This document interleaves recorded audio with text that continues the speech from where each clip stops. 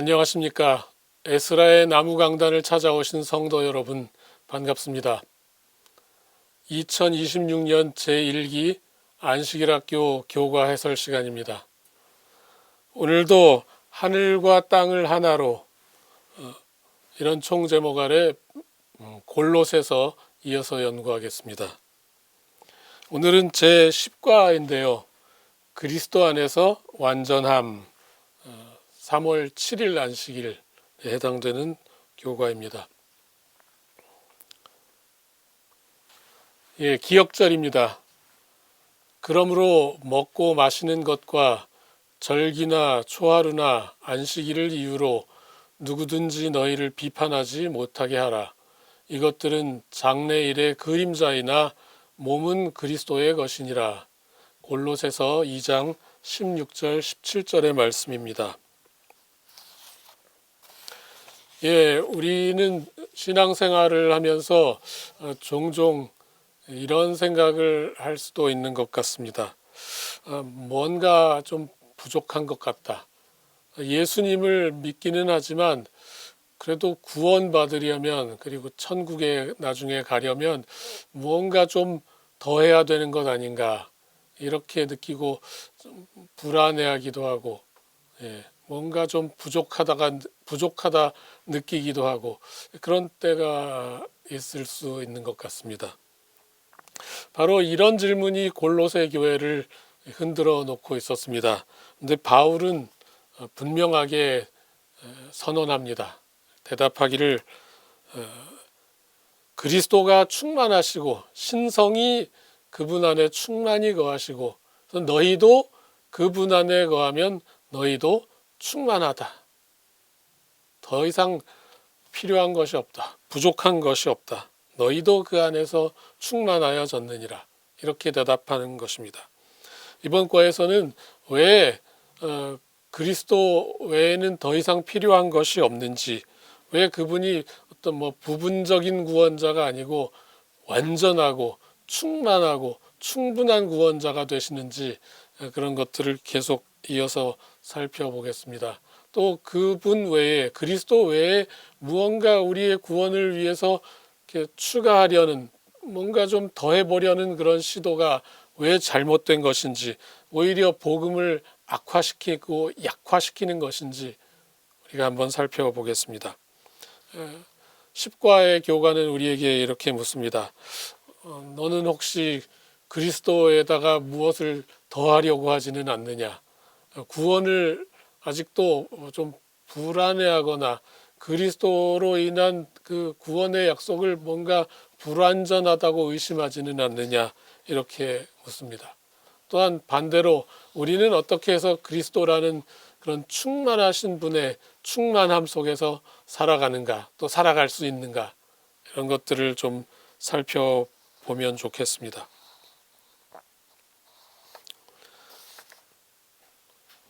일요일의 교과는요, 하나님의 지혜와 지식,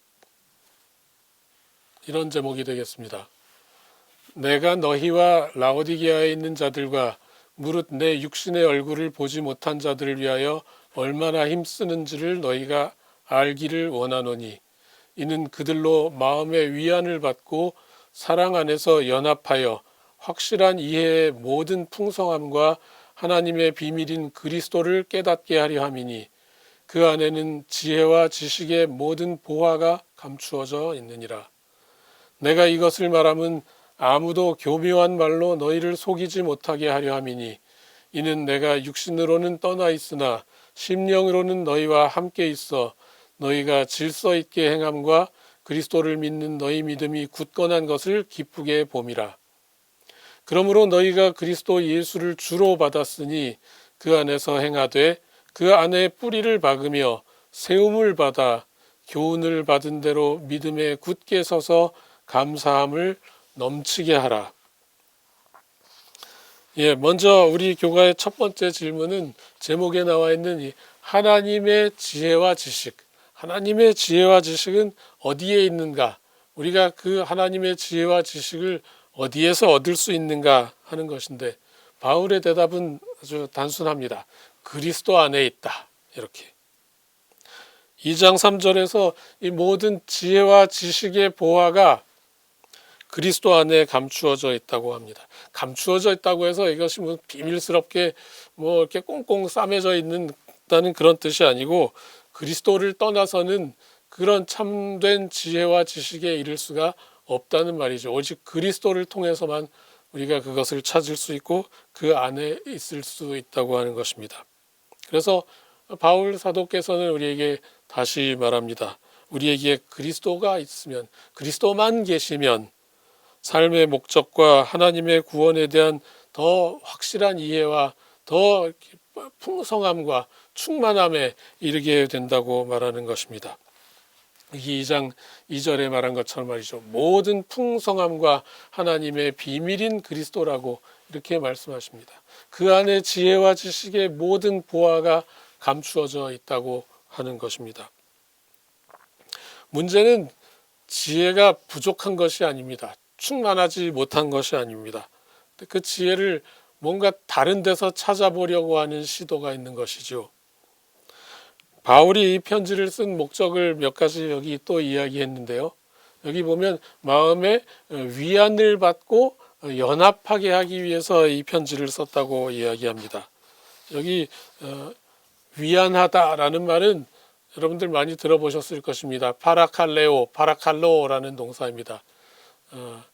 예수님께서 제자들에게 또 다른 보혜사를 보내주신다고 할 때 그 파라클레토스 이야기였는데, 그것과 뭐 같은 말입니다.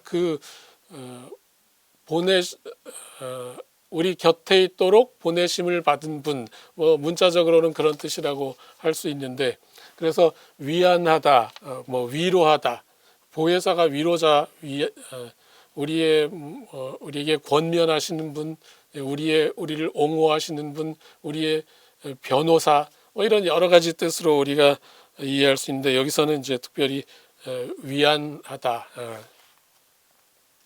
이런 뜻으로 사용된 것을 우리가 볼 수 있습니다.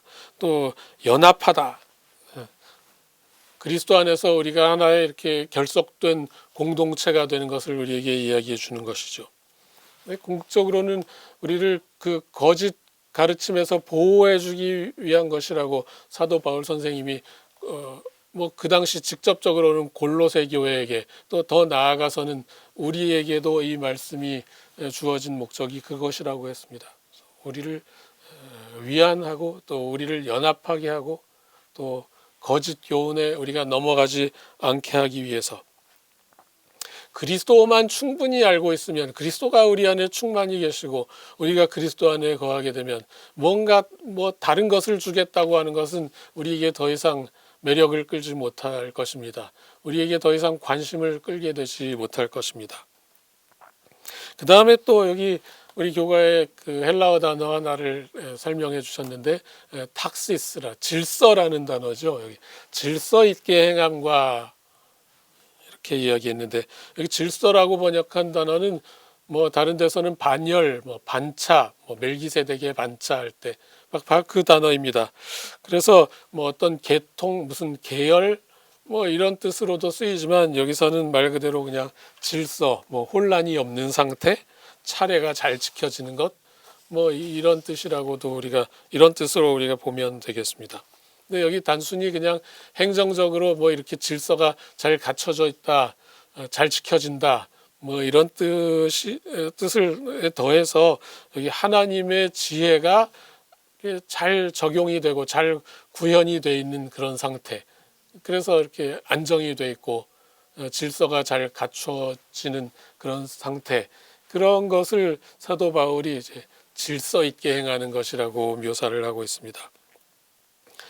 골로새 교회가 이렇게 질서 있는 상태가 된 것을 사도 바울이 칭찬하고 있는 것이죠. 질서 있게 행하고 그리스도를 믿는 너희 믿음이 굳건한 것을 내가 기쁘게 본다, 이렇게 말씀하셨습니다. 근데 골로새 교회가 이렇게 질서 있고 흔들리지 않고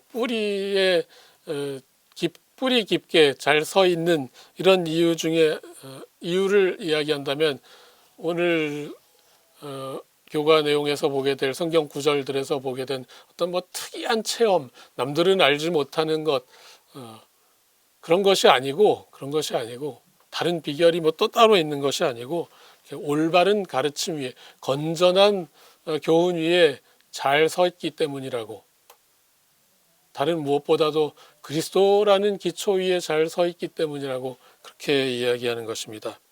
이렇게 견고한 것은, 튼튼히 서 있는 것은 어떤 뭐 감정적인 뭐 흡족함이나 뭐 이렇게 뭐 흥분되는 감정이나 체험이나 이런 데서 나오지 않는다고 하는 것이죠. 그래서 사도 바울은 그래서 이어서 권면하는 것입니다. 그러므로 너희가 그리스도 예수를 주로 받았으니 그 안에서 행하라. 그 안에 뿌리를 박으며 세움을 받아 교훈을 받은 대로 믿음에 굳게 서서 감사함을 넘치게 하라. 이렇게 말이죠.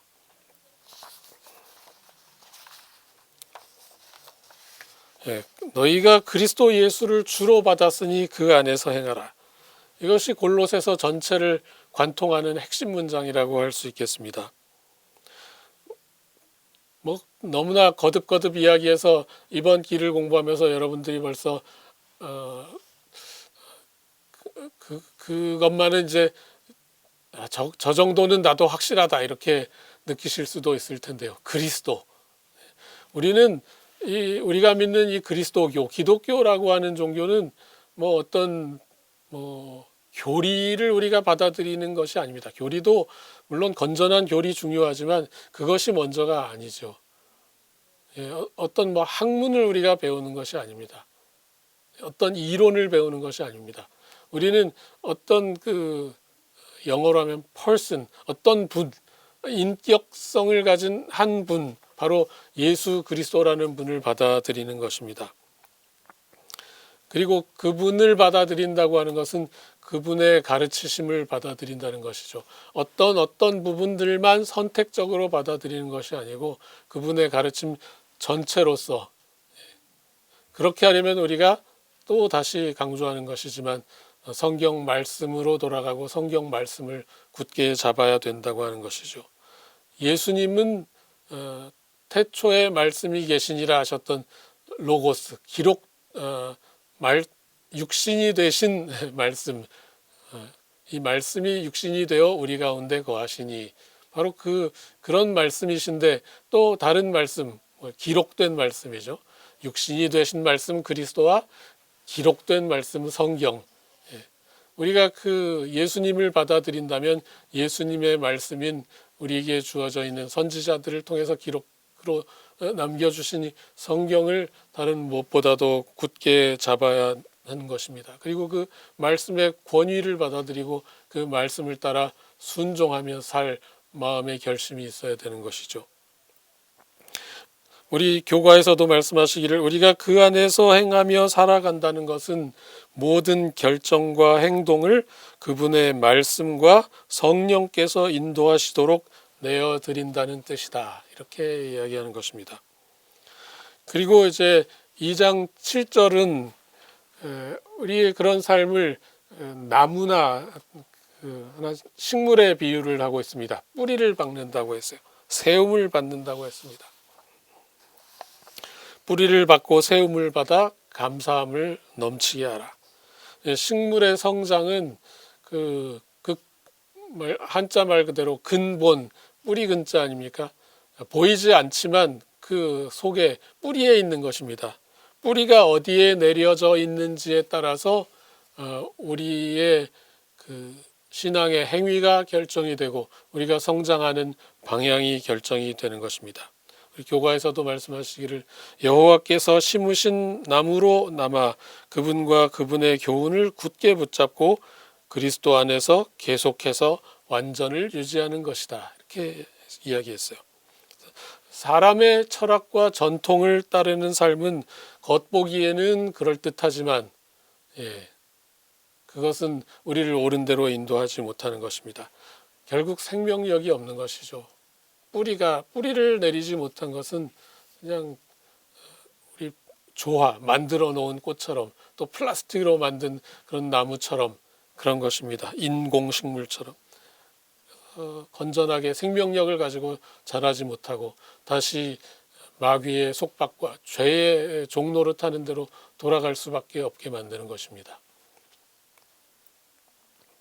다음 화요일 교과는 십자가의 못 박으심, 이런 제목으로 되어 있습니다.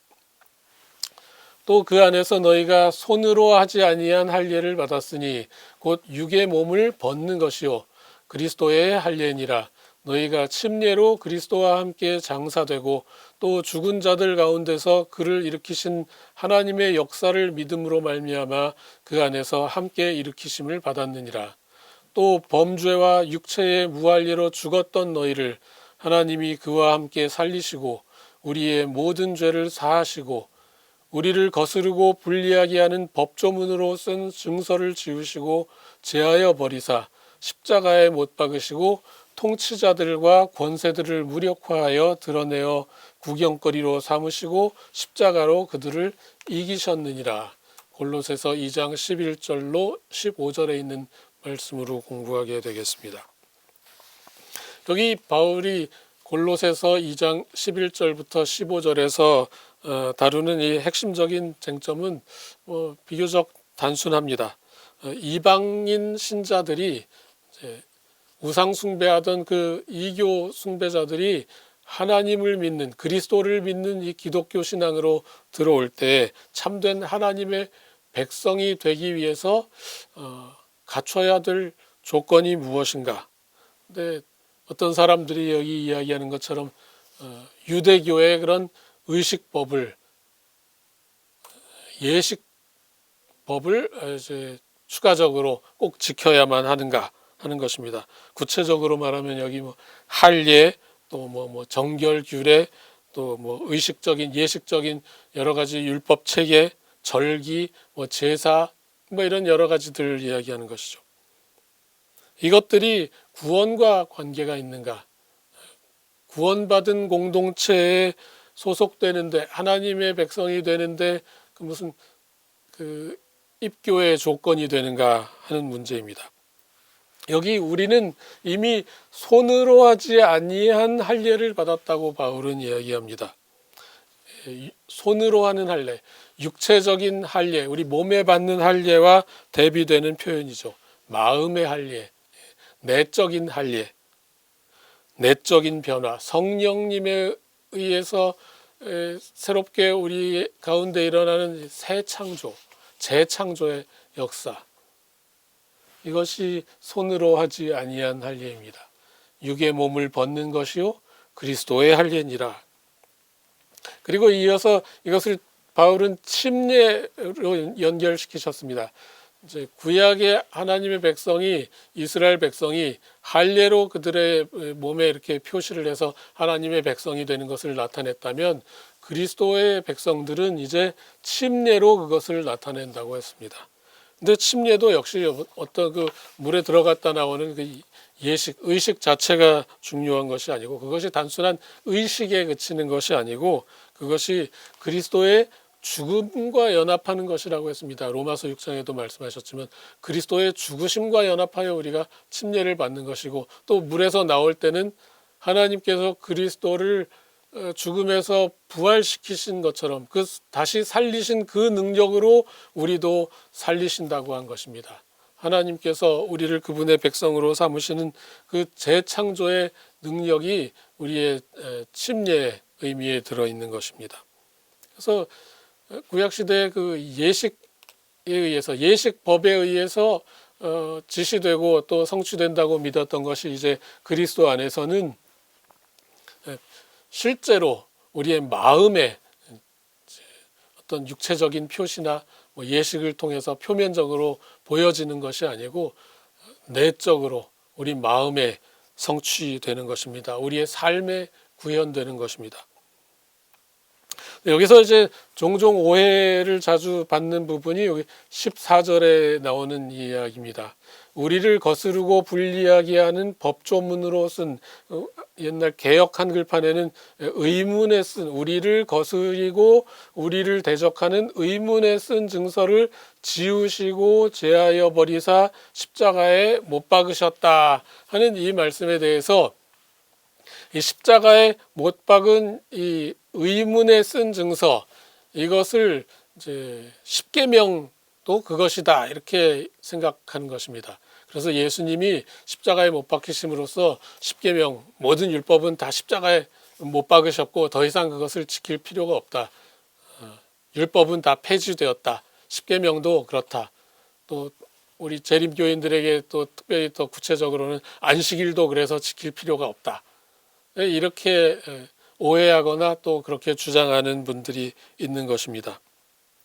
그래서 여기 의문에 쓴 증서, 개정개혁에는 이제 법조문이라고 이렇게 고쳐 놓았는데 그것을 좀 이야기를 하는 것이죠.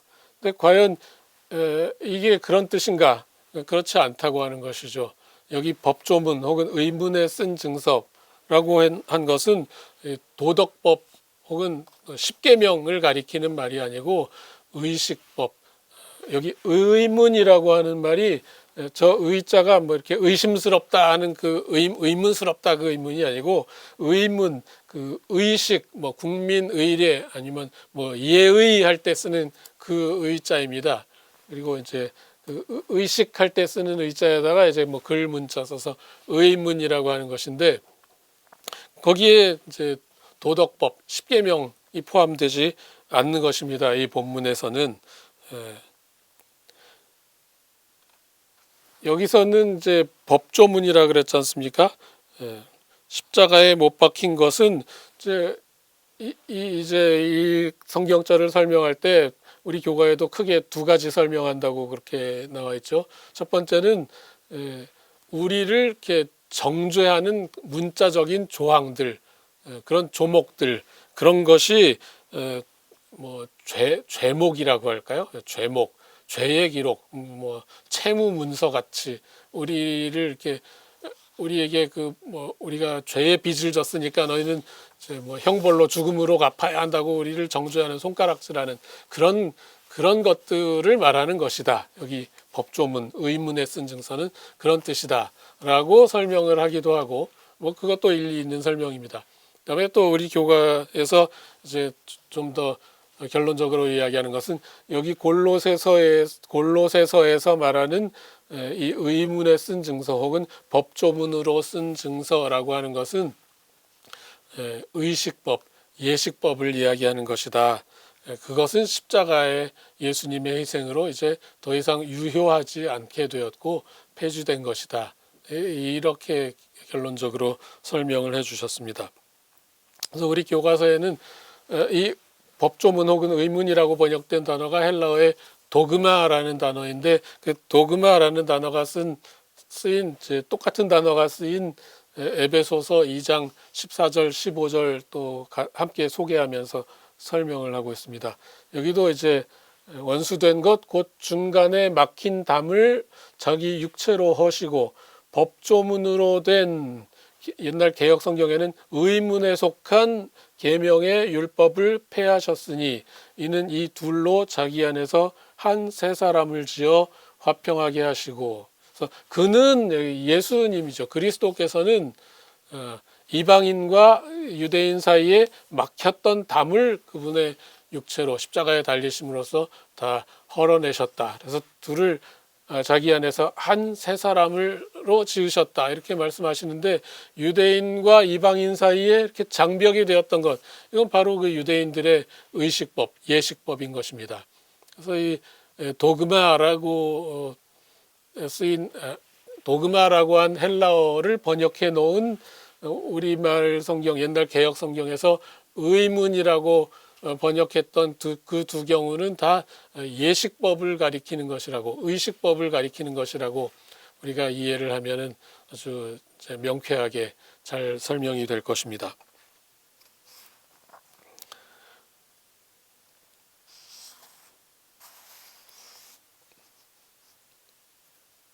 그래서 바울은 여기서 이제 아주 명쾌하게 설명을 하는 것입니다.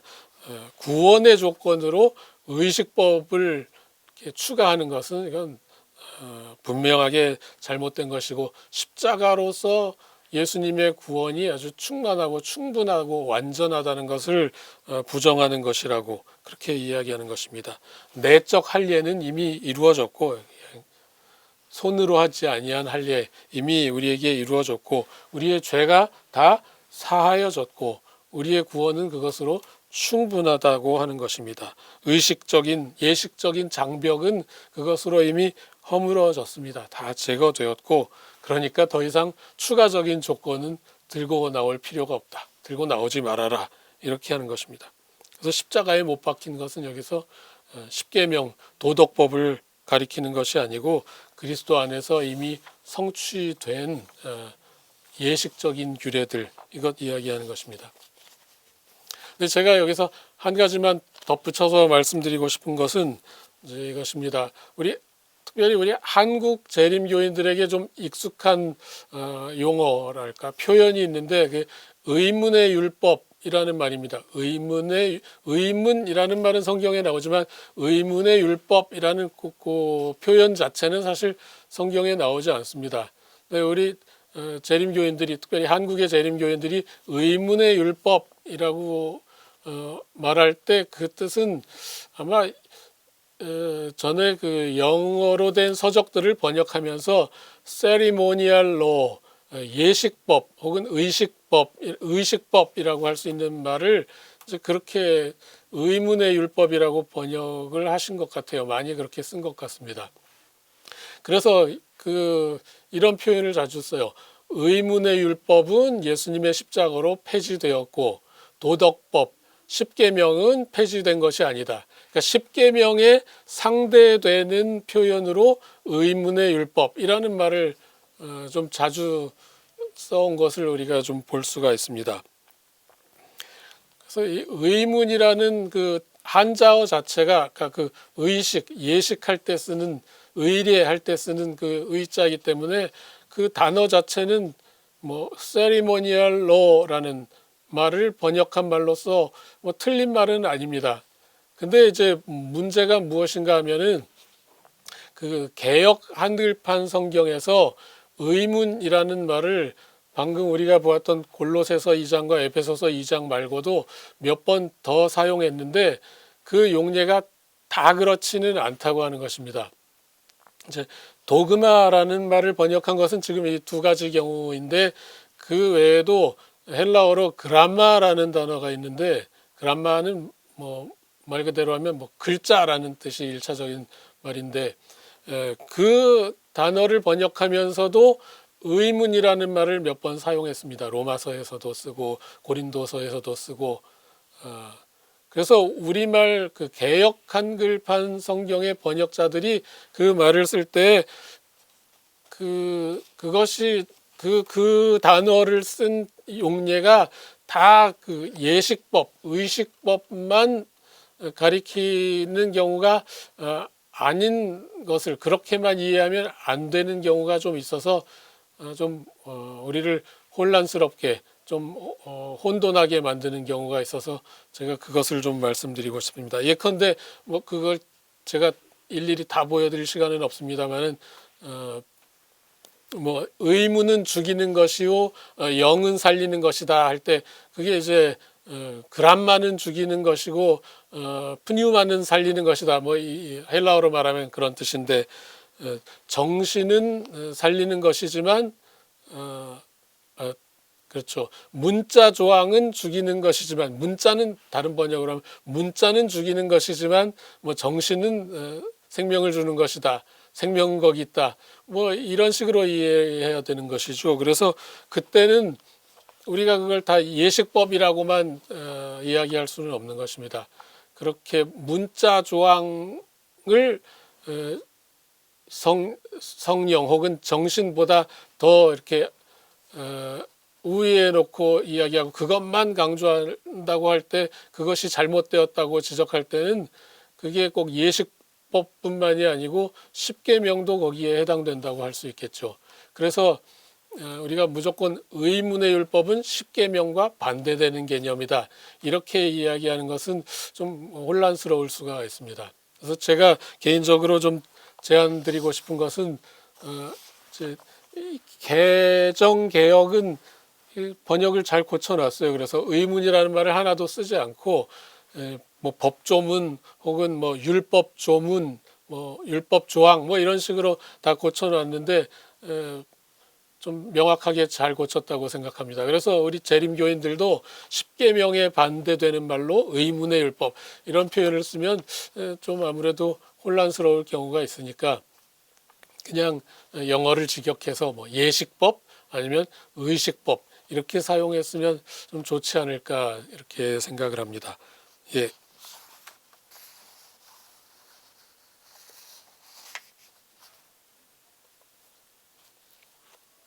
그 다음 이제 수요일 교가입니다. 그림자인가 실체인가? 골로새서 2장 16절로 19절의 말씀을 우리가 살펴보겠습니다. 여기서 이제 바울이 문제 삼는 것은 무엇인가 하면은 앞서서도 이야기했지만 우리는 이제 육체적 할례는 더 이상 소용이 없고 우리 내적인 손으로 하지 아니한 할례를 이미 받았고 그리스도 안에 있기 때문에 의식법을 구원의 조건으로 삼는 것은 이것은 틀렸다. 이것을 이미 명확하게 이야기했습니다. 근데 이제 그러므로 했으니까 그것을 정리하면서 뭐 결론적으로 하는 이야기가 되겠죠. 핵심적인 질문은 이것입니다. 그리스도 안에서 이미 완전한데 왜 우리가 이런 의식, 예식의 기준으로 판단을 받아야 하겠는가? 그럴 필요 없다. 비판하지 못하게 하라. 그래서 여기 골로새서 2장 16절에 열거된 항목들, 먹고 마시는 것, 절기, 초하루, 안식일 뭐 이런 것들은 다 한마디로 말해서 유대인들의 의식법과 예식법과 관련되어 있는 것입니다. 성전의 모든 예배 의식들과 상관 있는 것들이죠. 절기. 여기 안식일이라고 했지만 영어 성경들도 다 Sabbath하고 S 복수로 다 표시를 했습니다. 이것은 사실 안식일 아니고 안식일들이라고 해야 좀 더 정확한 표현이 되겠습니다.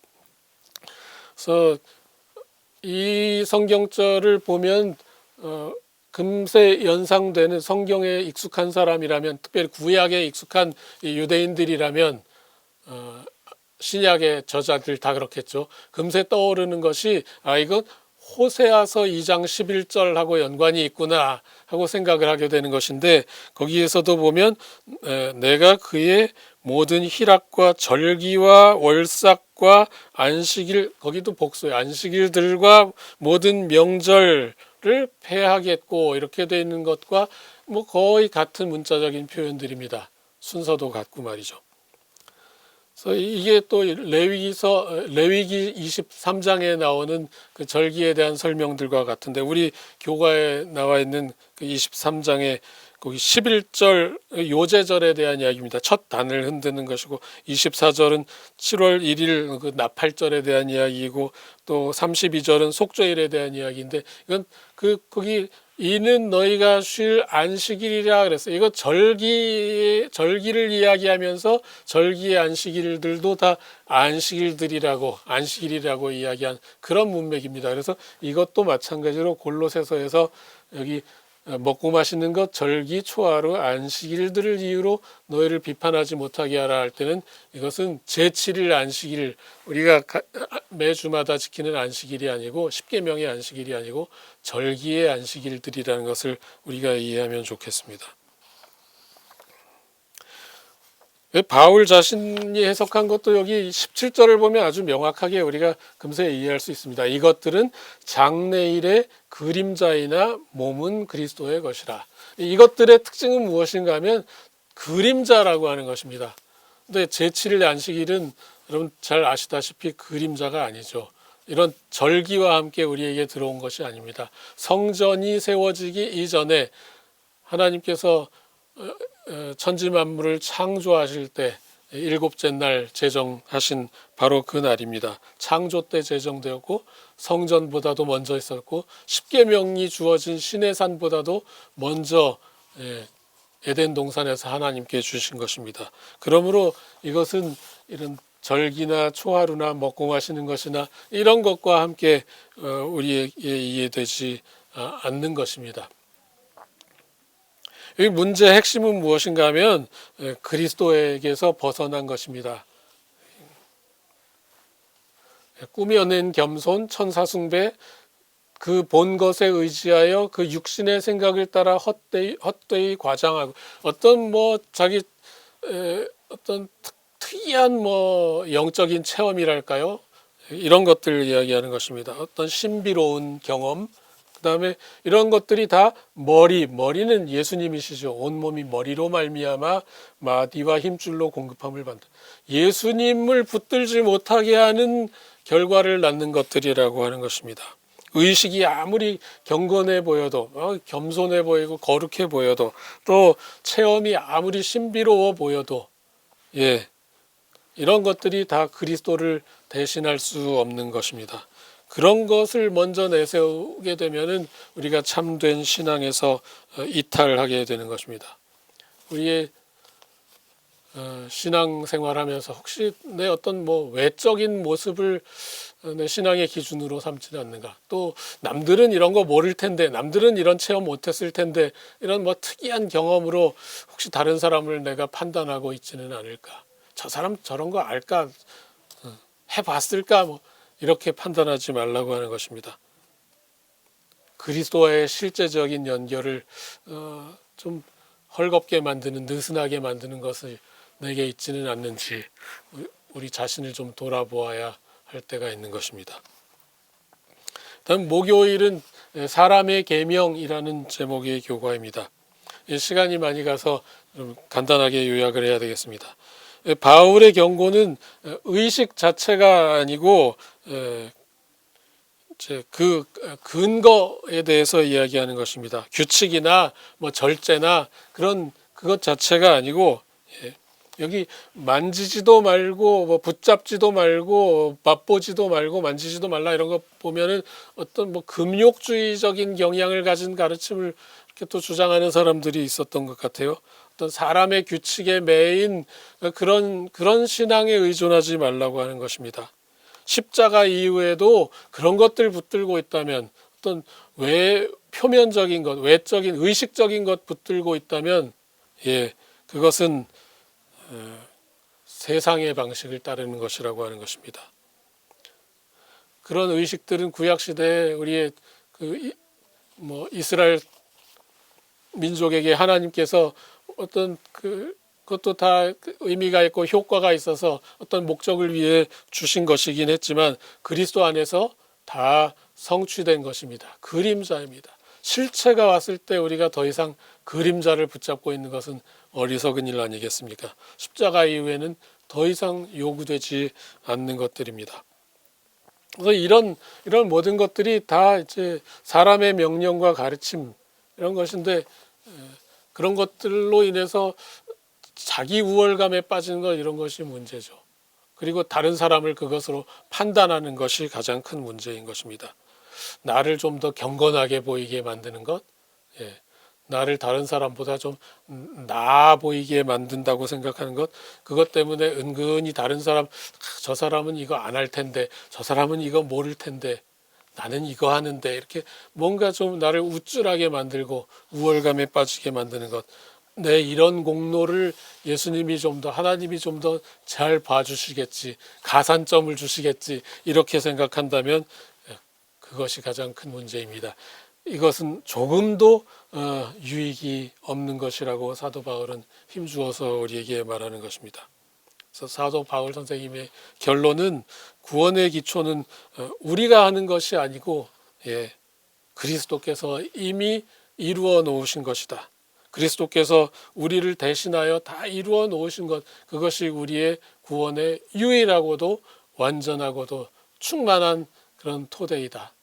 더 이상 과거로 돌아가지 말라. 이스라엘 백성 말하면 그렇고 우리로 말하면 어떤 표면적인 또 과거에 나를 좀 이렇게 우쭐하게 만들었던 또 내가 아주 특이하게 경험했던 그런 뭐 아주 신비롭게 느껴지는 그런 경험이라든지 나만 좀 더 경건하게 보이게 만드는 것이라든지 그것이 심지어는 겸손하게 보이는 것이라 할지라도 아무런 도움이 되지 않는다고 하는 것입니다. 오늘 교과 해설 여기서 마치겠습니다. 안녕히 계십시오.